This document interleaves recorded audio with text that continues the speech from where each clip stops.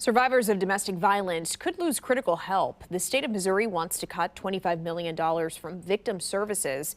This comes on the heels of a big spike in deaths linked to domestic violence last year. The city saw a 67% increase in homicides related to domestic violence in 2025. Now, the Jackson County prosecutor is sending out a word of warning. Melissa Johnson says these cuts could put survivors back into dangerous situations. KCTV5's Grace Smith explains.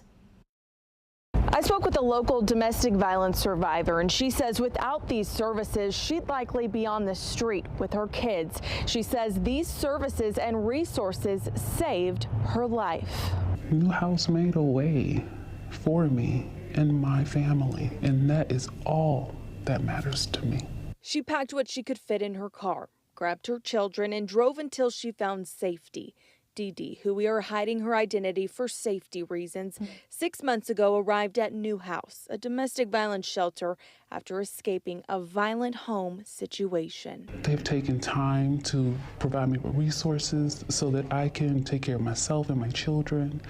They feed us, they take care of us, they house us. Now a proposed state budget cut threatens the very services that gave her a fresh start. It is going to result in a threat to public safety. On Thursday, the Jackson County Prosecutor's Office learned the state proposed a $25 million cut in general revenue, which supports survivor services. If these cuts occur, not only will we be able to prosecute fewer cases and service less survivors, we're going to add to the ongoing cycle and recidivism of domestic violence cases. To put this into perspective, according to Newhouse, in 2024, they helped almost 10,000 survivors, yet only 10% made it into shelters because of the lack of bed space and resources.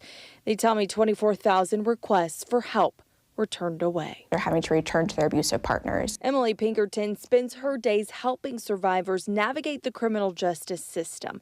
She sees the dire need for more resources, not less, firsthand. It's more likely that they'll be murdered by their intimate partner if they're returning to that home without the supports they have available through shelters. It's a harsh reality. Dee Dee is thankful she escaped, but worries for those behind her. When I leave, someone else is going to come in and they have nothing. They're not getting that experience that I got when I walked through the door. It's priceless and it's terrifying. Johnson says despite these proposed cuts, their work will not stop. Of course, we will keep you updated. In Kansas City, Grace Smith, KCTV 5 News.